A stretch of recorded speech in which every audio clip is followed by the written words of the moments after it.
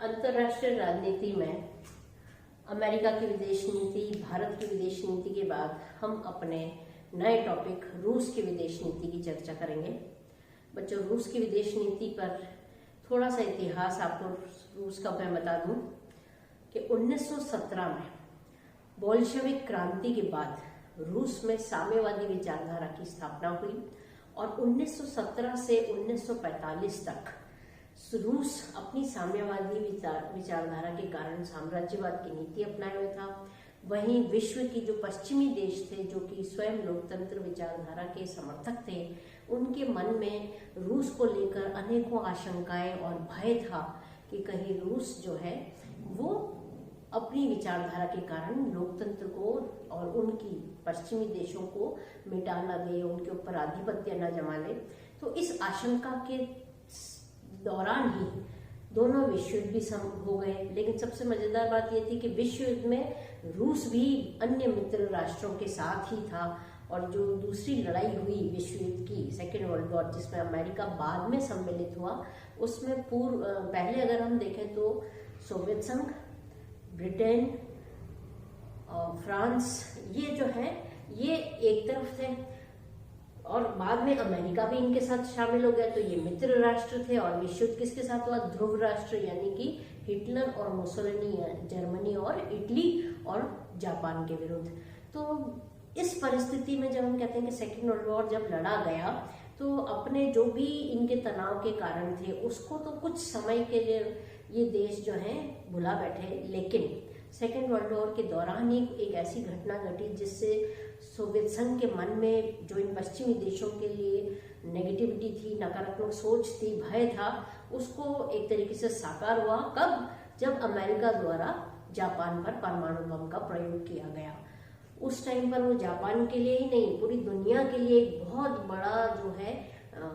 विध्वंसात्मक एक घटना घटी और पूरा विश्व जो है वो एक भय से तब लिप्त हो गया और रूस भी, सोवियत संघ भी उस टाइम पर उसके मन में भी आशंका हो गई। और तब से अब तक हम कह सकते हैं 1945 से 1990 तक एक इन दो महाशक्तियों के बीच में तनाव की स्थिति हुई, जिसको हम शीत युद्ध के नाम से जानते हैं। शीत युद्ध क्या था बच्चों? दोनों महाशक्ति, पूंजीवादी गुट का नेता अमेरिका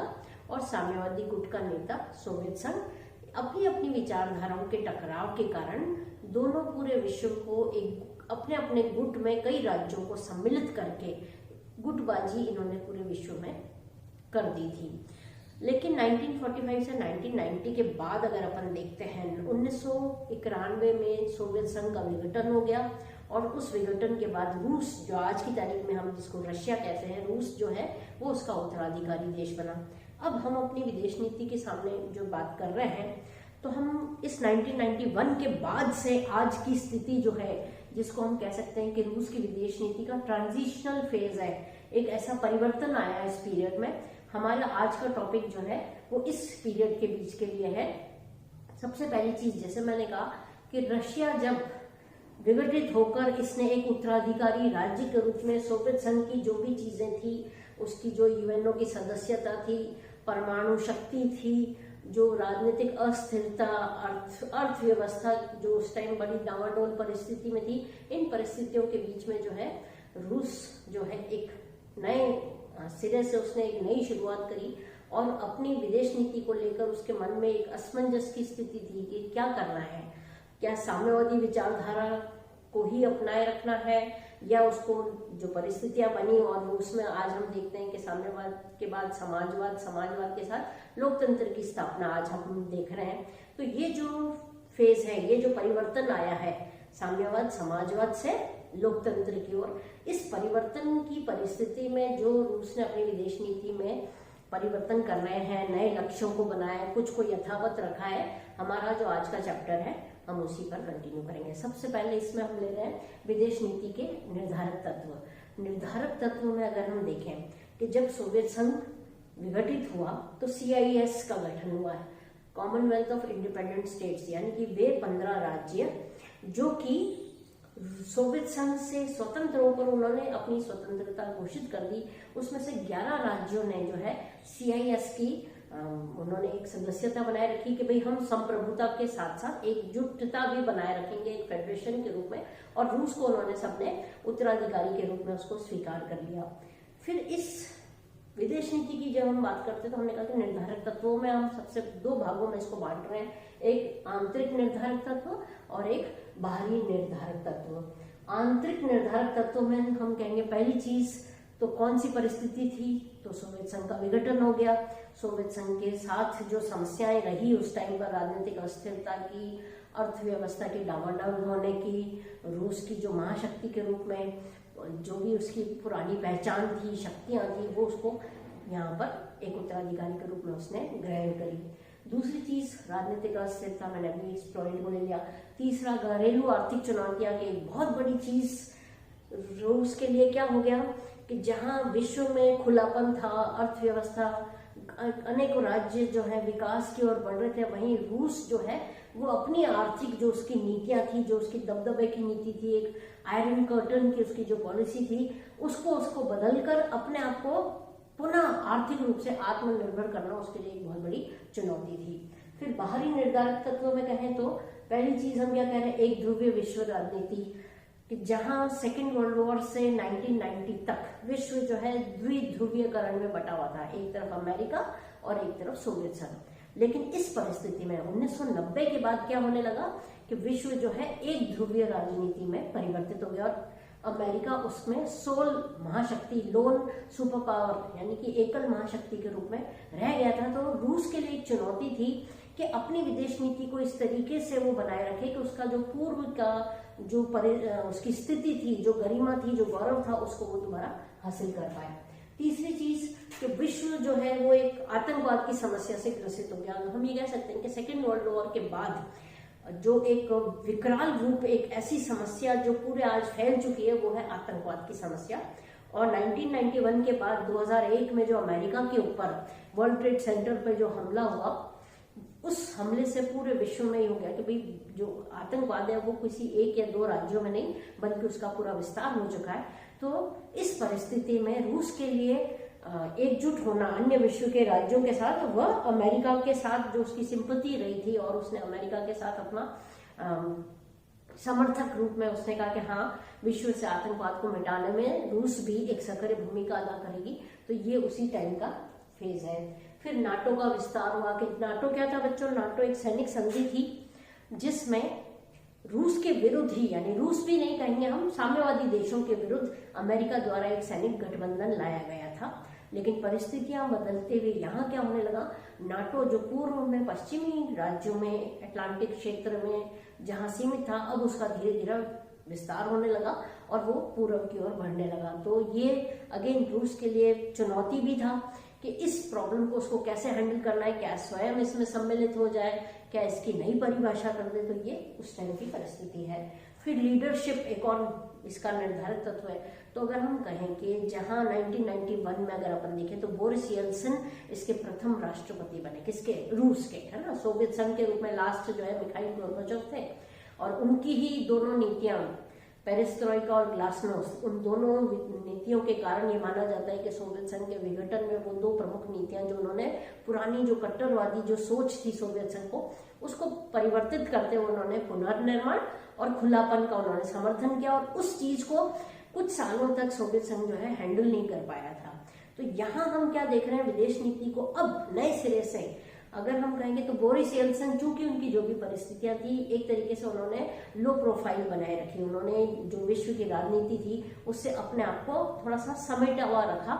और उसके बाद आए पुतिन, और पुतिन ने भी लंबा एक कार्यकाल निकला है। पहले उन्होंने रूस को सुदृढ़ करने की कोशिश रही है और अब धीरे धीरे हम देख रहे हैं रूस जो है विश्व में अपनी पुरानी शक्ति को प्राप्त करने के लिए भरसक प्रयास कर रहा है। तो ये थे रूस की विदेश नीति के निर्धारक तत्व। अब हम ले रहे हैं बच्चों कि वर्तमान की जो परिस्थितियां हैं, तो ये सारी विदेश नीति में अब उसने कुछ नए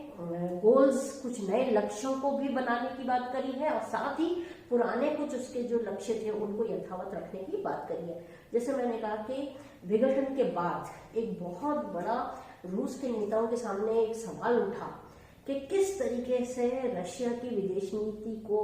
रीडिफाइन करें, यानी कि पुनः परिभाषित करें। रिस्ट्रक्चर करें, यानी कि उसको पुनर्गठित करें और रीप्रायोरिटाइज करें, यानी कि दोबारा से अपनी प्राथमिकताओं को चेंज करते हुए कि पुरानी परिस्थितियां और वर्तमान की परिस्थितियों के अनुकूल आज की तारीख में जो विदेश नीति है उसको किस तरीके से दोबारा उसका आकलन करके उसको वर्तमान की चुनौतियों के सामने उसको निर्धारित करना, ये उनके लिए बहुत बड़ी चुनौती था। और इस चुनौती को ध्यान में रखते हुए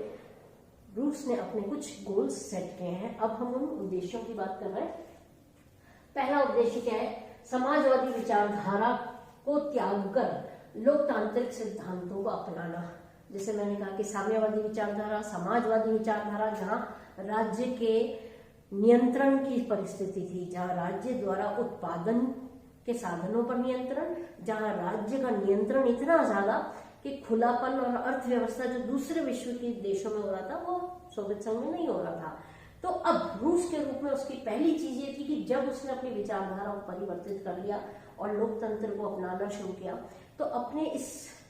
नए लक्ष्यों को किस तरीके से समाहित करें, ये उसका पहला था कि भाई लोकतंत्र के आदर्शों को हमें अपनाना है और उनको हमें नए सिरे से उसको दुनिया के सामने रखना है। दूसरा था रूस की प्रादेशिक अखंडता, संप्रभुता व सीमा पर स्थिरता बनाए रखने पर ध्यान देना। तो जैसे मैंने कहा कि जब विघटन के बाद रूस के लिए सबसे बड़ी चुनौती क्या थी कि भाई जो भी उसकी संप्रभुता और प्रादेशिक अखंडता थी वो बनी रहे, कहीं ऐसा ना हो कि जो उसके साथ पूर्व में उसके साथी थे वो अब स्वतंत्र होकर कहीं रूस की ही अखंडता और उसकी जो टेरिटोरियल सॉवरेनिटी है उसको कहीं कोई किसी प्रकार का नुकसान न पहुंचा दे। तो पहला चीज उसका फोकस यही था कि रूस की संप्रभुता और उसकी अखंडता और अन्य देशों के साथ जो उसकी एकता है वो बनी रहे, और ऐसे संवेदनशील जो बॉर्डर के मामले थे, संवेदनशील सीमा के सुरक्षा के जो मामले हैं उन पर एक कड़ी नजर भी रखे और उनको सुलझाने की कोशिश करें। तीसरा, कूटनीति की अपनाने की बात रशिया कर रहा है। तो पूर्व में अगर हम देखें तो रशिया कूटनीति से कम और युद्ध की नीति उसकी ज्यादा रही है, लेकिन नए रशिया के लिए अपनी राष्ट्रीय सुरक्षा को बनाए रखने के लिए बहुत आवश्यक था कि अन्य देशों के साथ वो कूटनीति को अपनाए और अपने संबंधों को प्रगाढ़ करे। नेक्स्ट है बाहरी परिस्थितियों को लोकतांत्रिक सुधार के अनुकूल बनाना। जैसे मैंने फर्स्ट पॉइंट में क्या कहा कि रशिया ने लोकतांत्रिक सिद्धांतों को अपनाया, अब उसके लिए आवश्यक यह था कि कहीं जो भी वो अपना ध्यान अपनी घरेलू परिस्थिति में ध्यान से रख सके, अपनी जो घरेलू उसकी समस्याएं थी, चाहे राजनीतिक अस्थिरता की हो, चाहे आर्थिक जो भी आर्थिक असंतोष की जो जनमानस की उस टाइम पर फीलिंग थी, जिस तरीके से रूस की अर्थव्यवस्था प्रभावित हो रही थी, अर्थव्यवस्था गिर रही थी, तो ये सारी चीजों के लिए बहुत आवश्यक था कि उसकी जो बाहरी परिस्थितियां हैं उसको वो इस अनुकूल बनाए रखे कि रूस जो है अपनी इन समस्याओं को सुलझाने में अपना ध्यान आसानी से रख सके और बाहरी परिस्थितियों से वो प्रभावित ना हो। नेक्स्ट है विदेश में रूसी नागरिकों के हितों की रक्षा। कि केवल ऐसा नहीं था कि रशिया में जो रूसी जनता रह रही थी केवल उसके हितों के संरक्षण की बात कर रहे हैं, बल्कि उनके लिए बहुत बड़ी चुनौती थी कि पश्चिमी देशों में या कहीं अन्य देशों में रूस के अगर नागरिक कहीं रह रहे हैं तो उनके अधिकारों का हनन न हो, उनके अधिकारों का संरक्षण हो। ये उसकी विदेश नीति का एक और प्रमुख लक्ष्य है। अगला है रूसी बाजार को विश्व अर्थव्यवस्था में स्थापित करना। जो मैंने कहा कि पूर्व में एक महाशक्ति था, नई रशिया के सामने क्या था कि भाई ये जो गिरती अर्थव्यवस्था थी और जो पहले कठोर नियंत्रण के तहत जो अर्थव्यवस्था थी और दुनिया में जहां एलपीजी चल रहा था, यानी कि लिबरलाइजेशन, प्राइवेटाइजेशन और ग्लोबलाइजेशन, उदारवाद, निजीकरण और विश्वव्यापी व्यवस्था, तो रूस के लिए चुनौती था कि ये जो बदलती परिस्थितियां थी इसमें पुनः अपना को कैसे स्थापित करें। लोकतांत्रिक विचारधारा के साथ, खुली अर्थव्यवस्था के साथ रूसी जो सामान था, रूसी जो बाजार था वो प्रभावित ना हो और रूस का जो निर्यात है वो पूर्ववत जो है वो उसमें बढ़ोतरी हो, ये भी उसको अपनी विदेश नीति में एक प्रमुख लक्ष्य के रूप में उसने रखा। फिर सीआईएस से समन्वय संबंधों को प्रगाढ़ रखना। मैंने क्या कहा कि शुरू में जो सीआईएस के साथ उसने जो अपने पड़ोसी राज्यों के साथ जो उसने गठबंधन कायम रखा, तो इस गठबंधन को अपने लिए एक ताकत के रूप में यूज करना और उनके साथ अपने जो भी अगर कोई मतभेद है तो शांतिपूर्ण तरीके से सुलझाना, अन्यथा जो भी मित्रतापूर्ण तरीके से किया जा सकता है उससे अपने आप को सशक्त करना। अगली है अन्य राष्ट्रों के साथ मित्रता की नीति, कि पूर्व में जो भी उसको रहा, चाहे अमेरिका हो चाहे चाइना हो, अब उसको समझ में आने लगा कि एक अमेरिका का महत्व भी उनको समझ में आया और अमेरिका से संबंध सुधारने में जो फायदा रूस को मिल सकता था उसकी उन्होंने बात करी। चाइना के साथ अब नए सिरे से अगर अपन देखें तो आज की तारीख में रूस और चाइना बहुत अच्छे मित्र बन गए। भारत को भी रूस का समर्थन है, तो अमेरिका के प्रतिद्वंदी के रूप में ये माना जाता है कि अगर ये तीनों राज्य एकजुट हो जाए, रूस, चाइना और भारत, अगर ये तीन एकजुट होकर मित्रवत व्यवहार करें तो अमेरिका के लिए एक बहुत बड़ी चुनौती बन सकता है। तो यहाँ पर रूस ने अपनी विदेश नीति में ये कि भाई जो भी अन्य देश है उनको साथ मित्रता बनाए रखकर अपनी स्थिति को सुदृढ़ करना। फिर है रूस विश्व शक्ति के रूप में, उसको रूस की जो शक्ति है और पुरानी जो शक्ति है, पुरानी वो महाशक्ति था, आज रशिया के लिए एक बहुत बड़ी चुनौती हो गई कि जो भी उसकी पुराना गौरव था,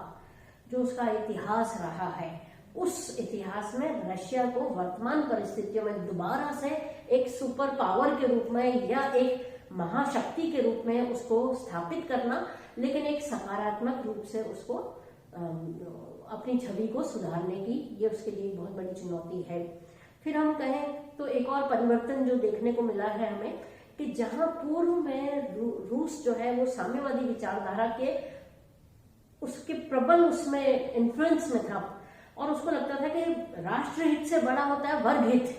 लेकिन आज की परिस्थिति में सबसे बड़ा परिवर्तन हम क्या देख रहे हैं कि रूस आज राष्ट्रहित को सर्वोपरि मानता है और वर्ग हित की जो बात है उसने आज मतलब उसको कम प्रायोरिटाइज कर दिया और लोकतांत्रिक विचारधारा के बाद तो एक तरीके से उसने वर्ग हित की बात ही करनी छोड़ दी और आज वो अपने राष्ट्रहित को ध्यान में रखते हुए अपनी तमाम विदेश नीति को वो इस तरीके से निर्धारित करना चाहता है, उसको संचालित करना चाहता है जिससे कि रूस का जो है वो दबदबा दोबारा से कायम हो जाए। और कहीं ना कहीं हम कह सकते हैं कि पुतिन की ये जो लीडरशिप रही है इस लंबे कार्यकाल में, कहीं ना कहीं जहां एक तरफ वो शुरुआत में ऐसा लग रहा था कि विघटन के बाद रशिया जो है वो आइसोलेटेड हो गया है, एक तरीके से विश्व राजनीति से उसका जो प्रभाव है वो लुप्त सा होने लगा है, लेकिन अगेन समय एक बहुत बड़ा बलवान फैक्टर माना जाता है अंतर्राष्ट्रीय संबंध में। और रूस की जैसे जैसे उसने उन्नति करी, अपनी समस्याओं को सुलझाना शुरू किया और पुतिन की प्रभावशाली जो नेतृत्व रहा है, आज चाहे क्रीमिया की समस्या रही हो, चाहे यूक्रेन की देखें रशिया ने जो आक्रमणकारी जो नीति अपनाई थी, तो एक तरीके से आज दोबारा हम कह सकते हैं कि विश्व राजनीति में रशिया की चर्चा होने लगी है और इसकी जो शक्ति है उसको आज भी नकारा नहीं जा सकता। आज के लिए इतना ही। Thank you so much.